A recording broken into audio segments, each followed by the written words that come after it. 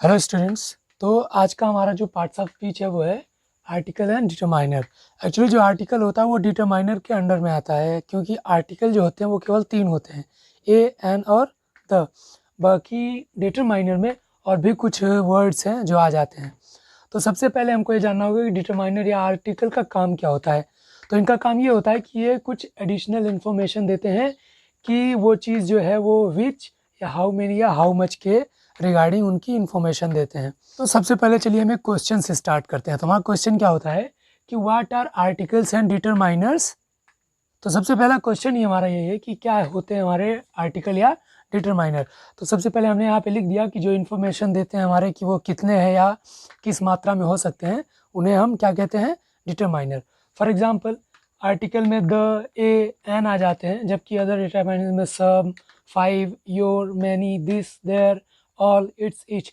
तो हम ध्यान दे दें, मतलब यहाँ पे हम देखेंगे कि जो ये हमारे डिटरमाइनर्स हैं ये हमने प्रोनाउन में या फिर एडजेक्टिव में या इस तरीके से और पार्ट्स ऑफ स्पीच में हम इनको पढ़ चुके हैं। लेकिन फिर यहाँ पे बता रहा है कि इस तरह से जब ये इन्फॉर्मेशन देते हुए नज़र आते हैं तो ये डिटरमाइनर्स में आ जाते हैं। बाकी डिटरमाइनर में हमारे क्या आते हैं, आर्टिकल भी आते हैं। ठीक, तो ये हमारा आर्टिकल या डिटरमाइनर। और सबसे बड़ी बात यह है कि केवल इंग्लिश लैंग्वेज ही ऐसी लैंग्वेज है जिसमें इस तरह से आर्टिकल और डिटरमाइनर होते हैं, बाकी किसी भाषा में नहीं होता है। तो चलिए हम एग्जांपल लेते हैं कुछ। जैसे कह दिया माई cat 2 apples.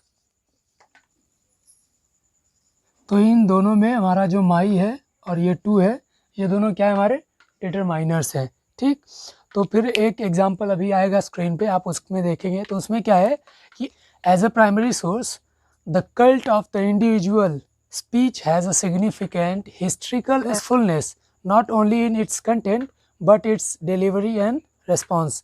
This essay will examine the text's content and context, reception and historical significance, and attempt to identify problems that the primary source may pose for historians. तो इस जो पैरा दिया गया है इसमें आप देखेंगे कि सबसे पहले एज अ प्राइमरी सोर्स, उसमें हमें सोर्स का पता नहीं था, ए हमने लगाया। फिर उसके बाद एक स्पीच थी तो उसके पहले हमने द आर्टिकल लगाया। फिर उसकी सिग्निफिकेंस दिखाने के लिए ए आर्टिकल का यूज़ हुआ। फिर आगे चल के इट्स कंटेंट, उसके कंटेंट को दिखाने के लिए हमने इट्स डिटरमाइनर का यूज़ किया।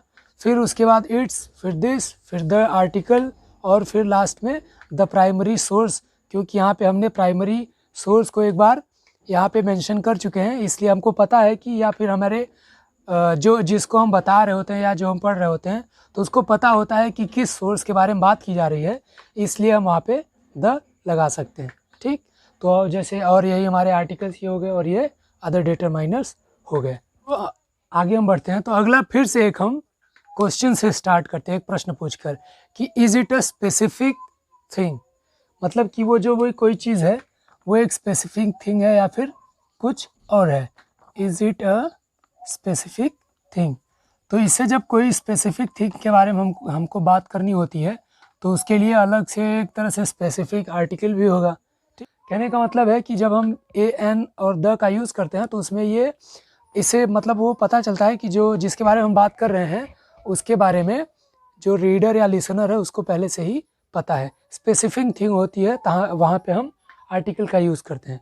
For example I at the Apple, I at the Apple. तो इसमें जो हमने एप्पल के पहले लगाया कि द आर्टिकल हमने लगाया, क्योंकि इसमें से उसको पहले से ही पता था कि कौन सा सेब है वो, इसलिए वो कहा गया कि उसने एप्पल को खाया। उसके पास एक ही एप्पल था जिसको उसने रेफ़र किया था और फिर बाद में उसने उसी एप्पल को खा लिया, तो यानी कि वो एप्पल उसके जानकारी में था, इसलिए हमने यहाँ पे द आर्टिकल का यूज़ किया। चलिए एक और एग्जांपल लेते हैं, देखिए स्क्रीन पे आएगा। जैसे the spotlight effect and the illusion of transparency are two social psychological concepts that demonstrate the importance of our sense of self in our everyday lives. तो मतलब यहाँ पे कह रहा है कि यहाँ पे जो स्पॉटलाइट और इल्यूजन इफेक्ट है, इल्यूजन ऑफ ट्रांसपेरेंसी, ये दोनों एक पर्टिकुलर इफेक्ट्स हैं जिनको पहले से ही नाम दे दिया गया है, इसलिए हम द का यूज़ करते हैं, जैसे the spotlight effect and the illusion of transparency. तो इन दोनों का जो है अलग अलग एक अकेला नाम है, इसलिए द का यूज़ किया गया, द डिटरमाइनर का, क्योंकि ये एकदम स्पेसिफिक है और हमको पता है कि किसके बारे में बात की जा रही है। वैसे ही उसके आगे जब बढ़ते हैं तो द इम्पॉर्टेंस, तो इसका एक ही इम्पॉर्टेंस होता है और वो स्पेसिफिक है, जो हमको पता है क्योंकि यहाँ पे दिया गया है कि इसका जो इम्पोर्टेंस है वो है कि ये हमारे सेंसेस को सेल्फ में लाने में मदद करता है हमारी एवरीडे लाइफ में। तो वही चीज़ है कि the importance of our sense of self in our everyday lifes. तो यहाँ पे द है, जो भी उसके इम्पोर्टेंस के बारे में पता है, स्पेसिफिक है, इसलिए द डिटरमाइनर का यूज़ किया गया है।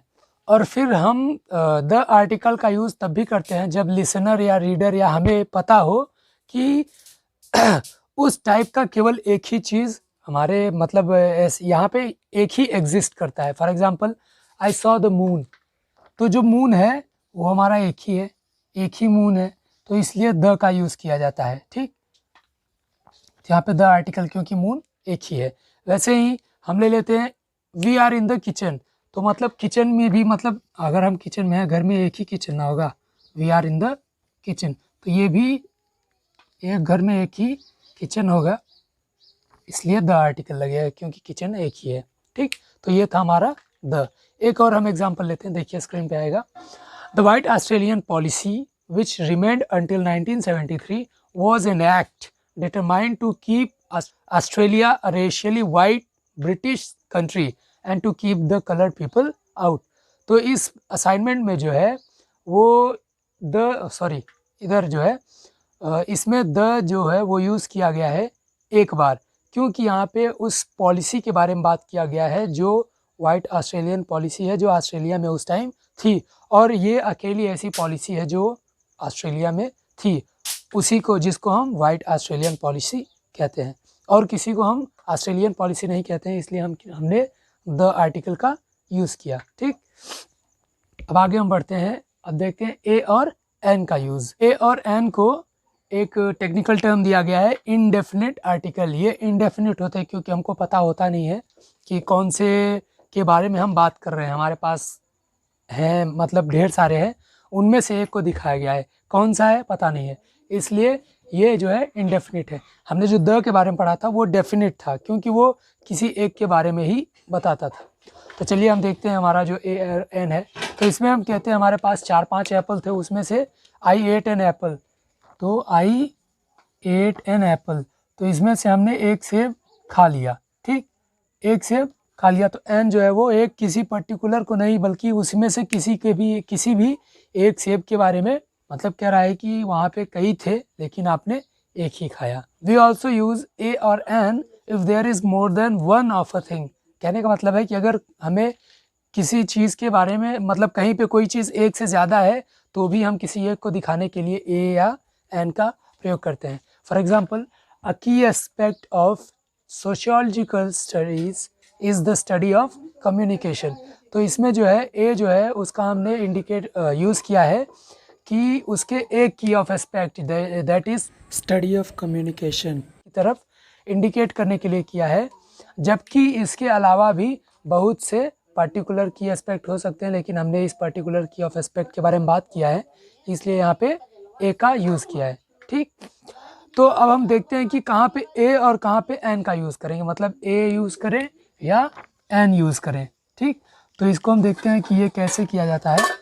तो सबसे पहले हमें ये देखना होता है कि ये डिपेंड करता है कि जो हम वर्ड जिसके पहले इसको यूज़ करना चाहते हैं उसका जो साउंड है वो वॉवेल से है या कॉन्सोनेंट से। तो हमको जैसे पता है कि इंग्लिश में हमारे ए ई आई ओ यू होते हैं, तो जिसमें से एन लास्ट में जोड़ दिया जाता है क्योंकि इससे जो है उस आने वाले वर्ड को प्रोनाउंस करना ईजी होता है। फॉर एग्जाम्पल, अगर हम कह लें ए एप्पल कहेंगे तो वो उतना प्रोनाउंस करने में ईजियर नहीं होगा, लेकिन अगर एन एप्पल कहेंगे तो वो ईजी हो जाता है, इसीलिए जो है ए में एन जोड़कर उसको ईजी बनाने के लिए लिखा जाता है। फॉर एग्जाम्पल, अ पपी, तो यहाँ पे पपी जो है वो एक कॉन्सोनेंट साउंड से स्टार्ट हो रहा है इसलिए यहाँ पे ए का यूज़ किया गया है। और यहाँ पे एन एल्पेका, तो यहाँ पे एल्पेका जो है वो ए से मतलब वोवेल साउंड से स्टार्ट हो रहा है इसलिए हमने एल, इसलिए हमने एन का यूज़ किया, एन एल पे का। ठीक, तो ये था हमारा ए और एन का यूज़। और कभी कभी ऐसा भी होता है कि हमारा जो ज़रूरी नहीं होता है कि जब हम कोई वर्ड लिख रहे हैं उसके स्टार्टिंग में कोई कॉन्सोनेंट है, तो ऐसा ज़रूरी नहीं है कि उसका जो प्रोनाउंसिंग साउंड होगा वो भी वॉवेल होगा। फॉर एग्जांपल अ यूनिवर्सिटी, इसमें जो यूनिवर्सिटी में जो यू है वो हमारा वॉवेल होता है इंग्लिश में, लेकिन यहाँ पे जब हम बोलेंगे तो यहाँ पे यू प्रोनाउंस हो रहा है, यानी कि यहाँ पे जो वॉवेल साउंड नहीं आ रही, इसलिए हम ए यूज़ करते हैं। और फॉर एग्जांपल हम ले लेते हैं एनआर, तो इसमें जो हम देखते हैं ये कॉन्सोनेंट से शुरू हो रहा है, लेकिन जो इसका साउंड आ रहा है, प्रोनाउंसिंग साउंड, वो ओ आ रहा है, जो कि हमारा एक वॉवेल होता है, इसलिए यहाँ पे एन लगा है। ठीक, तो ये था हमारा ए और एन। तो चलिए अब हम देखते हैं कि मतलब ए और एन को हम एक साथ, ए एन और द को हम एक तरह से साथ में कैसे यूज़ कर सकते हैं। For example I chose an apple, I ate the apple. कह रहा है कि आई चोज एन एप्पल, मतलब उसके पास कई सेब थे जिसमें से उसने एक एप्पल को चुना। फिर कह रहा है आई एट द एप्पल, उसने उस सेब को खा लिया। यहाँ पे जो है वो द यूज़ किया क्योंकि उसको सर्टेन है, पर्टिकुलरली वो एप्पल, उसी एप्पल की बात कर रहा है जो जिस एप्पल को उसने उठाया था। सबसे पहले उसके पास कई सेब थे, उसमें से एक उठाया तो उसने एन यूज़ किया, लेकिन बाद में वो उसी सेब को खा गया, यानी कि वो उसको पता है कि कौन सा सेब है, इसलिए उसने द आर्टिकल का यूज़ किया। हमें ए कहाँ यूज़ करना है या द कहाँ यूज़ करना है, इसमें बिल्कुल भी कंफ्यूज नहीं होना है। आपको सबसे पहले अपने आप से ये क्वेश्चन पूछना है कि जब हम द का यूज़ कर रहे हैं तो उससे पहले हम ये जान लें कि क्या लिसनर जो है हमारा, जिसे हम बता रहे हैं या जिसके लिए हम लिख रहे हैं, उसको मतलब हमारे पहले उस चीज़ के बारे में पहले से पता है या नहीं। अगर पता है तो हम द का यूज़ करेंगे, नहीं तो ए या एन का यूज़ करेंगे। ठीक, तो जैसे अभी हमने पहले देखा कि एग्जाम्पल में हमने पहले कई एप्पल्स को मेंशन किया, जिसमें से हमने एक एप्पल उठाया, मेंशन किया हमने। फिर अगली बार जब हमने उसका यूज़ किया उस एप्पल का, तो हमको पता है उस स्पेसिफिक एप्पल के बारे में ही हम बात कर रहे हैं, इसलिए हमने दूसरी बार जो है द लगाया, द लगा के उस एप्पल को मेंशन किया, ये होता है। ठीक, तो चलिए एक एग्जांपल लेते हैं हम, जैसे पोलैक एंड मोटर्स 2019 कंडक्टेड मतलब ये 2019 जो है ये उस ईयर का कि किस ईयर में उन्होंने किया था, तो conducted a case study to learn whether a standard team building intervention would improve communication in a team. The study found that the intervention increased communication frequency and comfort of team members. तो मतलब इसमें कहा इस example में कि जो Poland and mucus ने एक केस स्टडी कंडक्ट की, तो इसमें से पहले किसी को नहीं पता था, इसलिए उन्होंने फर्स्ट टाइम में केस स्टडी के लिए ए और इंटरवेंशन स्टैंडर्ड टीम के जो इंटरवेंशन था उसके लिए ए यूज़ किया। लेकिन दूसरी बार जो है वहाँ पे जो इस एग्जांपल में राइटर ने स्टडी का जो मतलब केस स्टडी के लिए द का यूज़ किया है, क्योंकि उसने एक बार उस केस स्टडी को मेंशन कर चुका है, अपने रीडर्स को उसने उस चीज़ के बारे में बता दिया है, इसलिए उसने दूसरी बार द का प्रयोग किया और फिर द इंटरवेंशन का यूज़ किया, क्योंकि वो वहाँ पे पहली बार भी इंटरवेंशन के बारे में वो बता चुका है जहाँ पे उसने ए का यूज़ किया था, इसलिए दूसरी बार उसने द का यूज़ किया। तो कहने का मतलब यही है कि अगर आप कोई चीज़ के बारे में अपने रीडर या लिसनर को बता चुके हैं तो आप उसकी जगह ए यूज़ करने की बजाय द यूज़ करेंगे। तो अभी तक हमने देखा हमारे आर्टिकल्स, तो चलिए अब हम देखते हैं हमारे डिटरमाइनर्स। तो डिटरमाइनर के लिए हम सबसे पहले हमारा क्वेश्चन जो उठता है वो होता है विच थिंग और थिंग्स, जिसमें दिस दैट दोज आते हैं। ठीक, तो इसमें से जो डिटरमाइनर्स होते हैं वो हमारे लिसनर या जो रीडर है उसको ये बता सकता है कि हम किस स्पेसिफिक थिंग या थिंग्स के बारे में बात कर रहे हैं। ये जो है वो किसी स्पेसिफिक ऑब्जेक्ट की तरफ भी इंडिकेट कर सकते हैं या बता सकते हैं कि वो किसका है। ठीक, तो जैसे पॉइंटिंग में आई एट दिस एप्पल, तो आई एट दिस एप्पल में वो इंडिकेट कर रहा है कि मैंने इस एप्पल को खाया, आई एट दिस एप्पल, मतलब वहाँ पे उसके पास सेब था और उसमें से उसने बताया कि उसने वही एप्पल खाया। ठीक, वैसे ही उसके बाद आ गया I ate those apple, I ate those apple, तो यहाँ पे दोज जो है वो प्लूरल होता है, पता है, तो दोज का मतलब दूर कुछ रखे थे, उसके पास और थे एप्पल जिसको उसने खाया। तो यहाँ पे भी वो इंडिकेट कर रहा है कि उसने वो एप्पल खा लिए। ठीक, तो यहाँ पे जो वर्ड्स दिस और दैट का यूज़ किया गया है, तो ये उसी टाइम यूज़ कर सकते हैं जब हमारे रीडर या लिसनर को पता हो कि हम किस चीज़ के बारे में बात कर रहे हैं। ठीक, जब आप ऐसा लिखते हैं तो हमें ये होना चाहिए कि हम उस चीज़ को पहले से ही मेंशन कर चुके हैं। ठीक, तो ये हमारा I ate this apple and I ate those apple. और एक चीज़ और है कि जब आप इस तरह से यूज़ कर रहे हैं, मतलब कि आप बात कर रहे हैं कि हमने किसी वर्ड का यूज़ किया है और किसी ऑब्जेक्ट को इंडिकेट करने के लिए, तो उस टाइम को आपको ये ध्यान रखना है कि आप किस तरह का वर्ड यूज़ कर रहे हैं। For example, I ate green apple, और फिर है आई eight red Apple.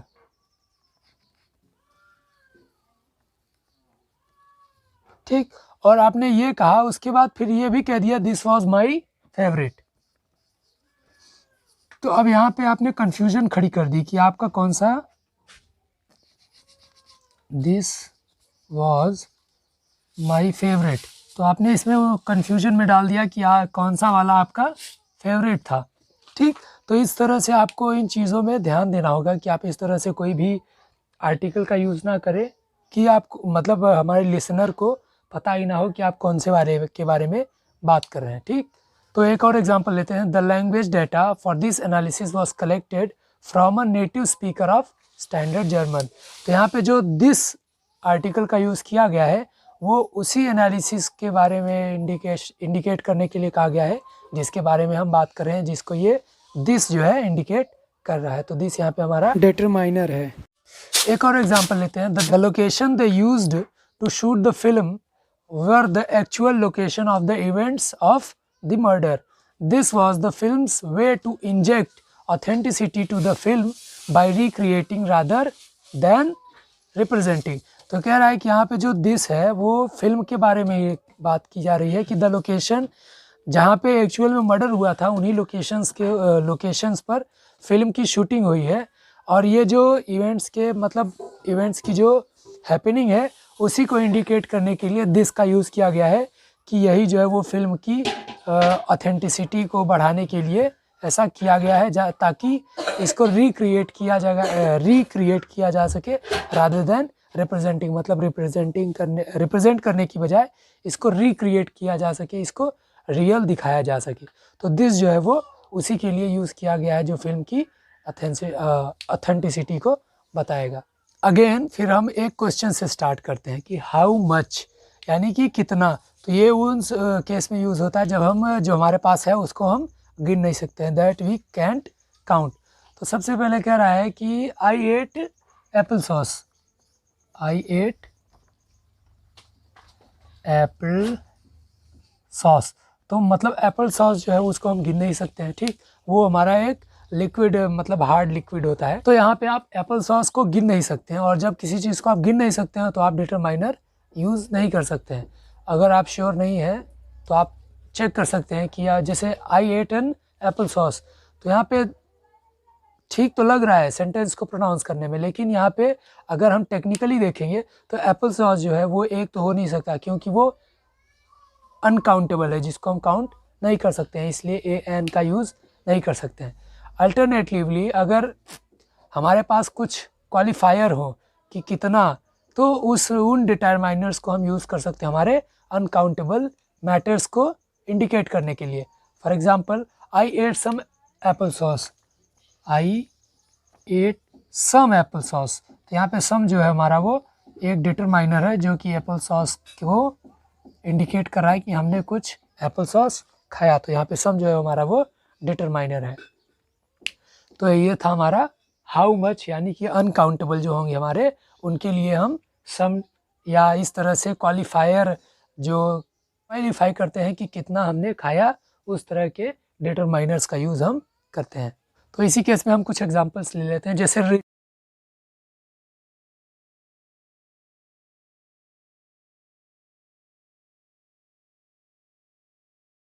So that's all. Have a nice day and please don't forget to like, comment, share and subscribe.